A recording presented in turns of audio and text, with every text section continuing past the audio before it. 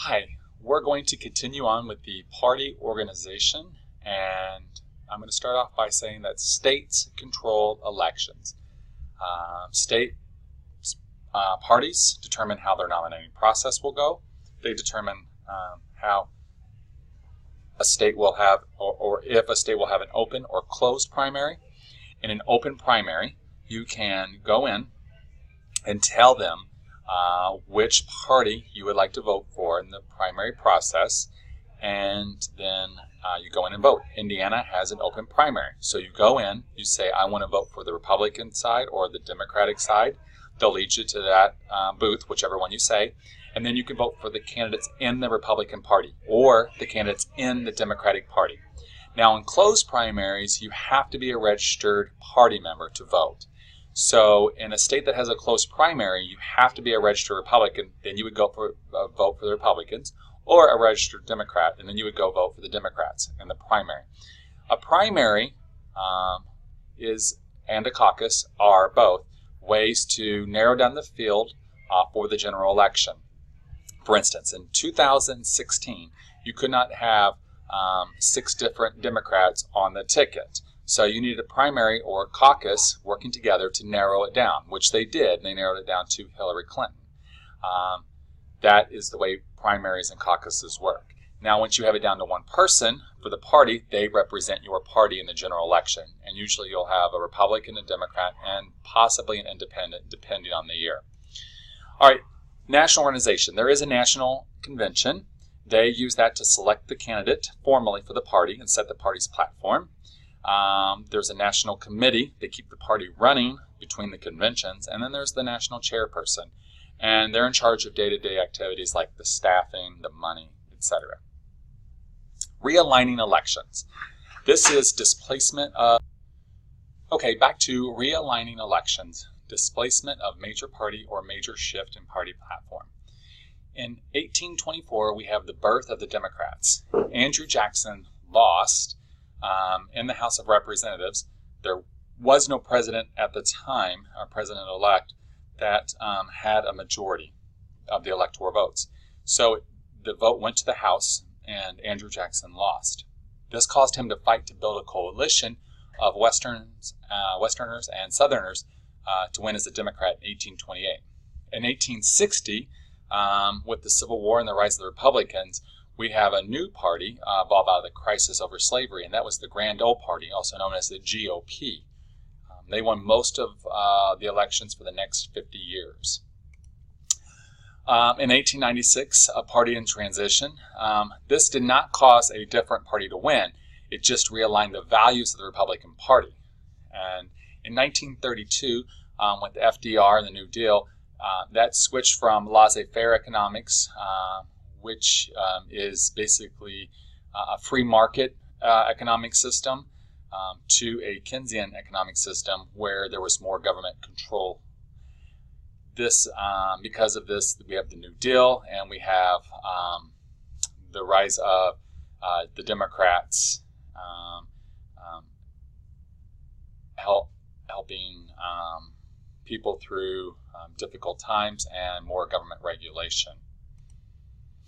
Since the 1960s, we've had more of a divided government. We've had different parties and different branches of government, which does cause policymaking to be slower. There are times when we'll have a Republican in the House and the Senate and the presidency, but that usually doesn't last too long, or a Democrat in the House, the Senate, and the presidency. But once again, that doesn't last too long. It is a divided government where the Republicans and the Democrats are taking control or retaking control over the different branches. Party de-alignment is where people move away from both parties and they see themselves as independents. They don't necessarily relate to one party or another. All right, what type of influence do parties have in government?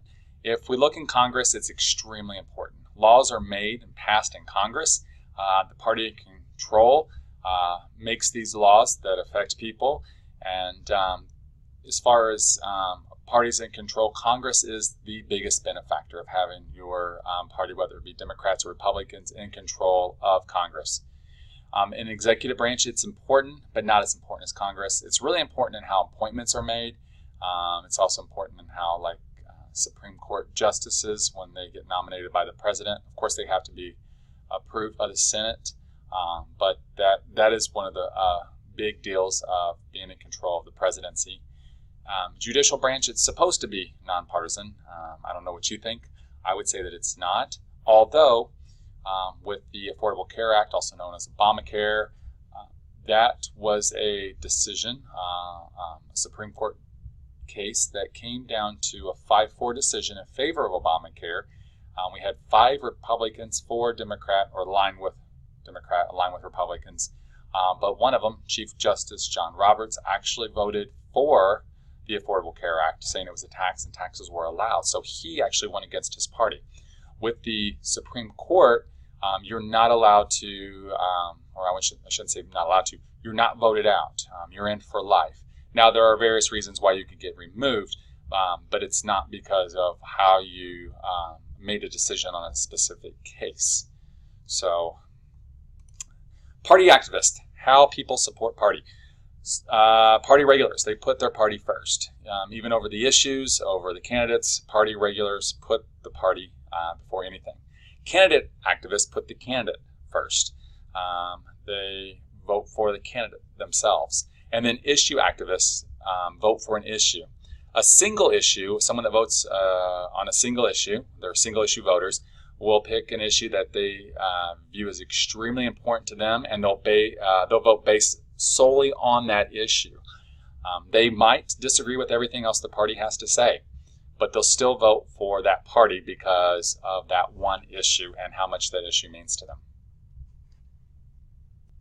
Okay, now we're going to look at campaigns and elections. And we'll start off by talking about election basics.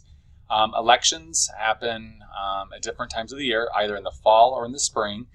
General elections happen in the fall, and that is when you make your deciding vote for the Republican or the Democrat or the independent person. Primaries happen in the spring, and that is where you choose which person you want to represent you in the party. And that's what we talked about, closed versus open primaries, for instance. Those are primaries. National elections happen in even number of years.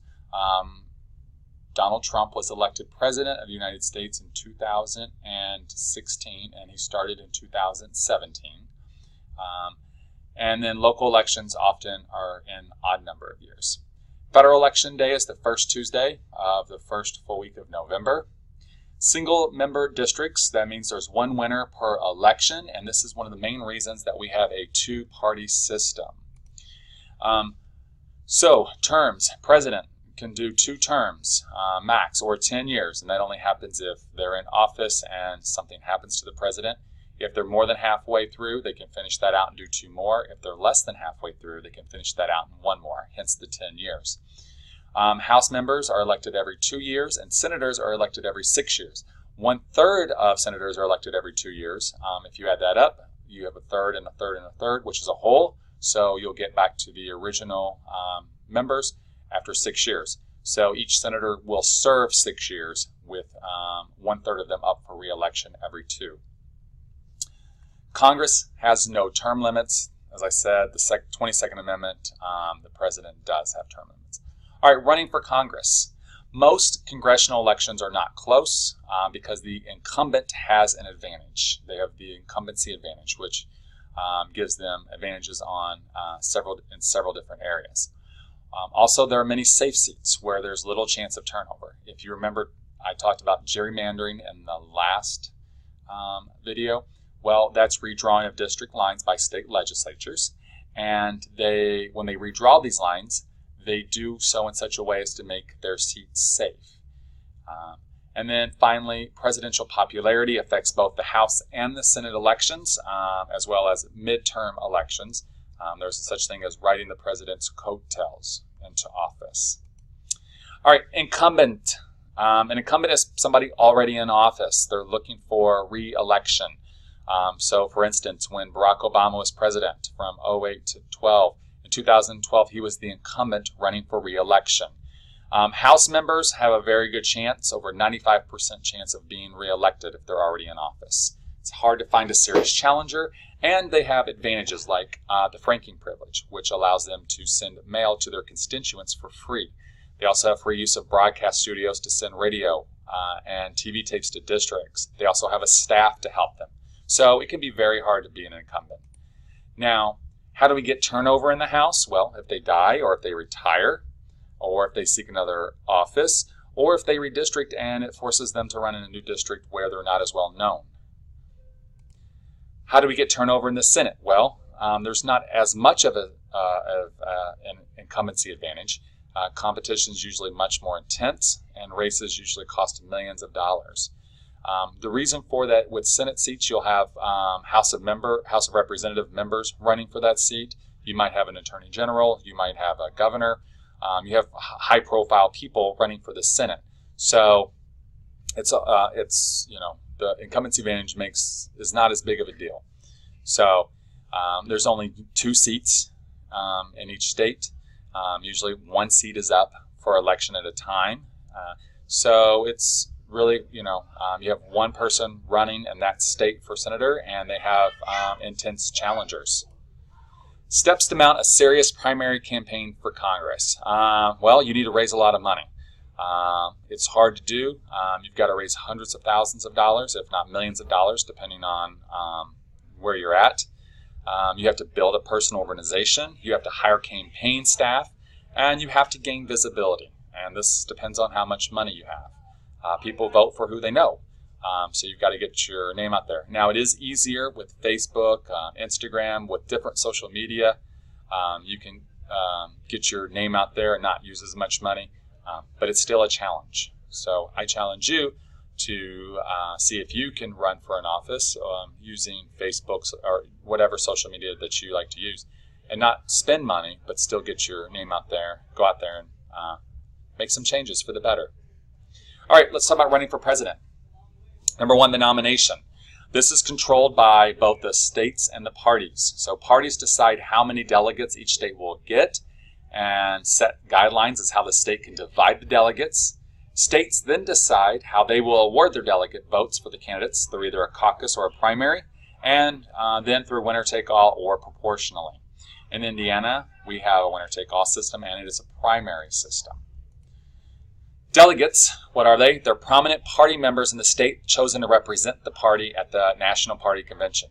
And there are 2 ways for states to decide how to award delegates: caucus or primary. A caucus is where people meet. They might meet in a school gymnasium. It just depends. So for instance, if they're in a school gymnasium, they go in there and they meet and they go to a certain corner for their candidate.